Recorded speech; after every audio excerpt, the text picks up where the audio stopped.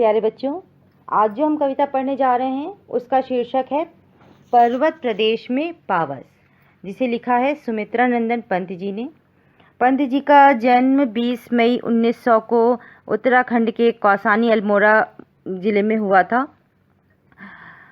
उत्तराखंड का बहुत ही खूबसूरत इलाका है ये, बहुत ही प्रकृति वहाँ पे बहुत ही खूबसूरत रूप में हमें नज़र आती है।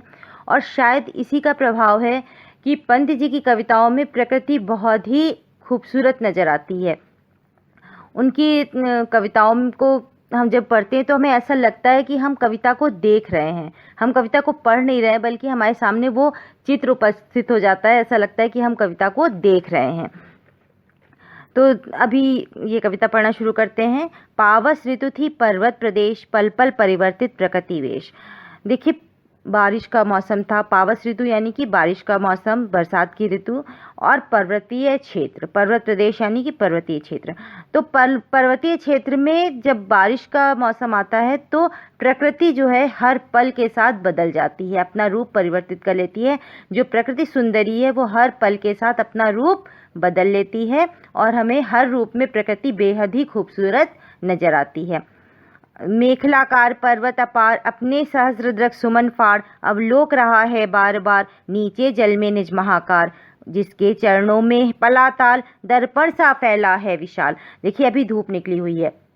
जब धूप निकलती है तो जो पर्वतों के ऊपर बर्फ जमा होती है वो जब बर्फ पिघलकर नीचे आ जाती है, पानी के रूप में नीचे जमीन पर इकट्ठा हो जाती है, जिसे कहा है कि ताल बन गया है।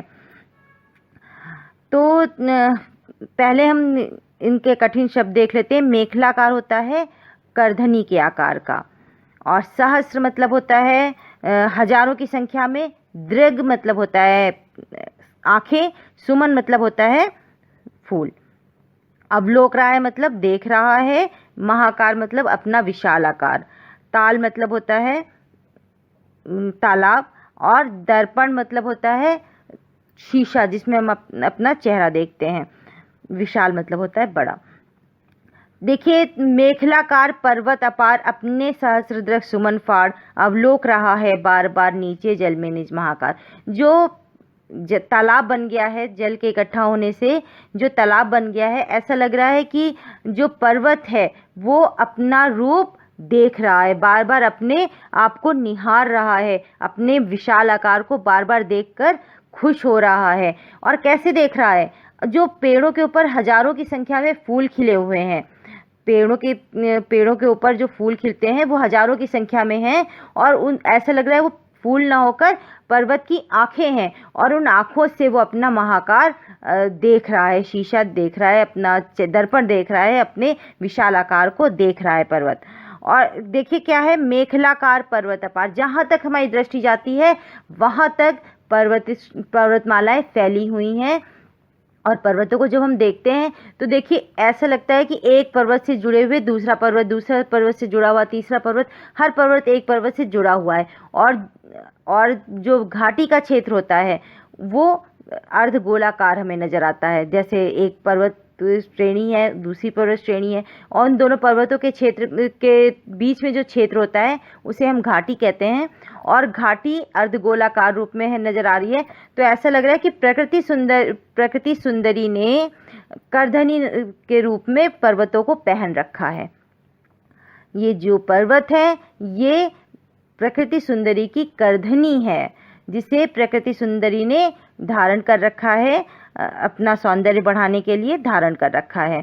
और ये अपने पर्वत जो हैं अपने महाकार को देख रहे हैं, अपने विशाल आकार को अपनी फूल रूपी आंखों से बार बार देख रहे हैं, निहार रहे हैं।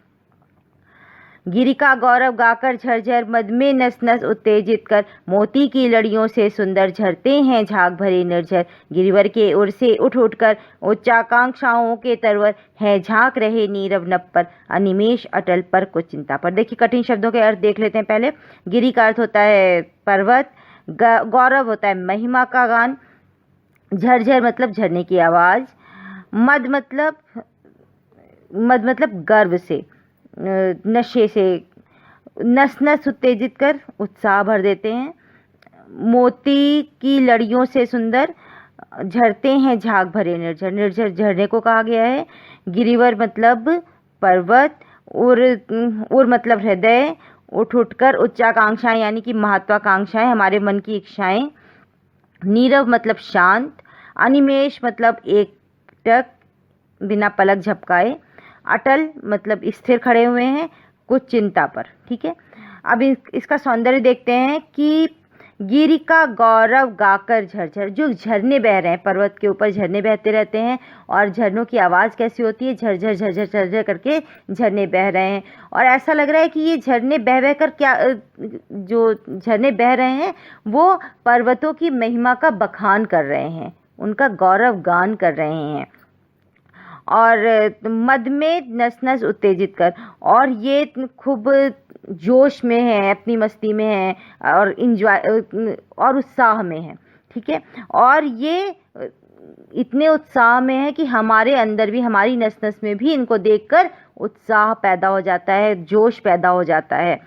और मोती की लड़ियों से सुंदर, और ये जो पानी झर रहा है नीचे, झरने का पानी जो है, ऐसा लग रहा है कि ये पानी ना होकर मोती की लड़ियां हैं, मोती को पिरोए हुए मोती हैं। और जब ये नीचे गिर रहे हैं तो जब चट्टान से तेजी से आता हुआ पानी टकराता है तो कुछ एक बूंदें ऊपर उछलती हैं, तो ऐसा लग रहा है जैसे कि मोती की लड़ियां थीं जो पर्वत से, जो नीचे चट्टान से आकर टकराकर टूट गई हैं और बिखर गई हैं। और मोती की लड़ियों से सुंदर झरते हैं झाग भरे निर्झर, और ऐसा लग रहा है कि झाग, जब कहते नीचे चट्टान से झरने का पानी टकराता है तो झाग पैदा होती है, और उस झाग को इन्होंने मोती कहा है। कि ऐसा लग रहा है कि नीचे आकर मोती, जो लड़ियां थी, मोती की लड़ियां थी, वो टूट गई हैं, तो मोती उछल रहे हैं, बार बार मोती उछल उछल के इधर उधर फैल रहे हैं। गिरिवर के ओर से उठ उठकर उच्चाकांक्षाओं के से तरवर है, झांक रहे नीरव नभ पर, अनिमेष अटल पर कुछ चिंता पर।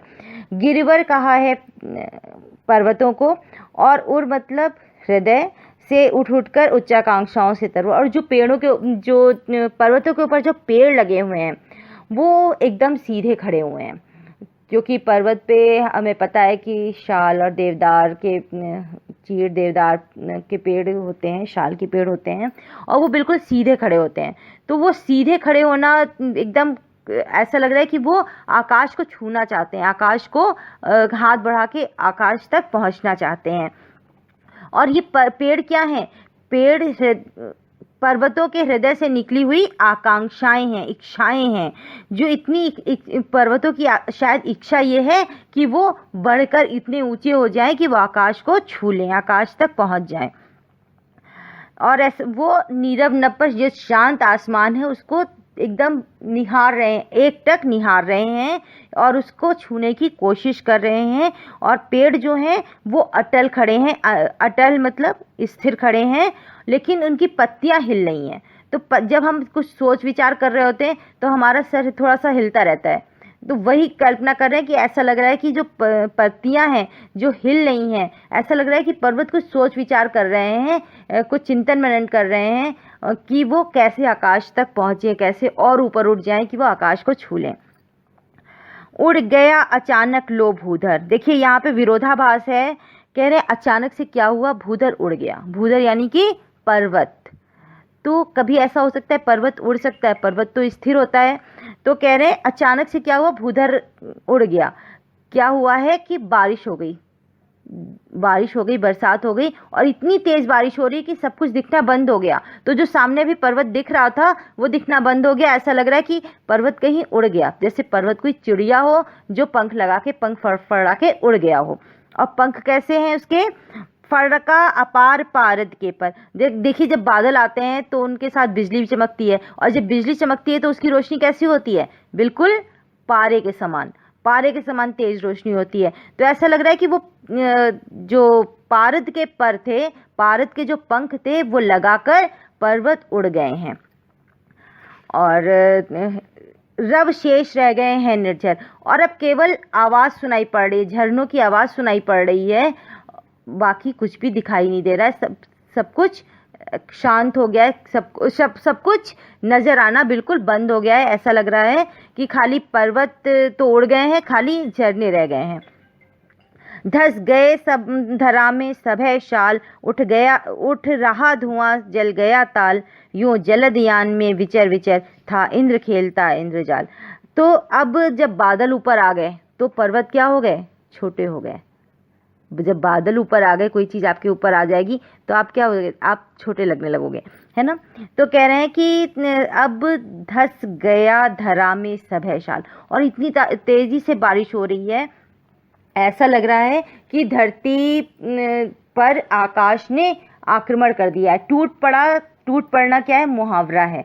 मुहावरों का प्रयोग ज़्यादातर कविताओं में नहीं होता है, लेकिन यहाँ पे बहुत खूबसूरती से पंडित जी ने प्रयोग किया है कि ऐसा लग रहा है कि धरती पर आकाश ने आक्रमण कर दिया है। अपनी बूंदों के प्रहार से, अपनी बूंदों के तीरों से धरती पर आक्रमण कर दिया, और इस आक्रमण से जो पेड़ हैं, जो अभी तक एकदम ऊंचे खड़े हुए थे, सीधे खड़े हुए थे, वो झुक गए। जब देखिए, जब तेज बारिश होती है तो पेड़ झुक जाते हैं ना, तो वो ऐसे कवि ने कल्पना की है कि वो पेड़ झुक गए हैं, डर के मारे छुप गए हैं और छुपना चाहते हैं, पर्वत के अंदर छुप जाना चाहते हैं। इतना डर गए हैं, इतना घबरा गए हैं कि वो पर्वतों के अंदर छुप जाना चाहते हैं, पर्वत के अंदर छुप जाना चाहते हैं।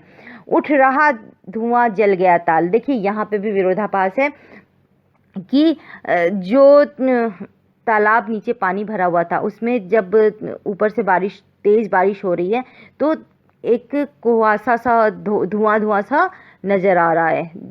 तो कह रहे हैं कि ऐसा लग रहा है कि तालाब में आग लग गई है। तालाब में पानी होता है और पानी में आग नहीं लग सकती है। कह रहे हैं ऐसा लग रहा है कि पानी में आग लग गई है और इसका धुआं उठ रहा है। यूं जलदयान में विचर विचर, ऐसा लग रहा है कि स्वयं इंद्र भगवान अपना इंद्रजाल दिखा रहे हैं। इंद्रजाल मतलब जादू का खेल दिखा रहे हैं।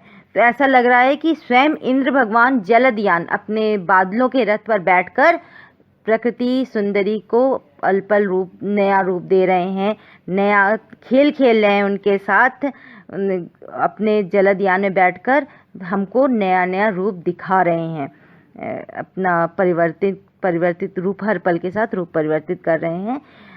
और यहीं पे आपकी कविता समाप्त होती है। अब उम्मीद करती हूँ आपको पसंद आएगी। धन्यवाद।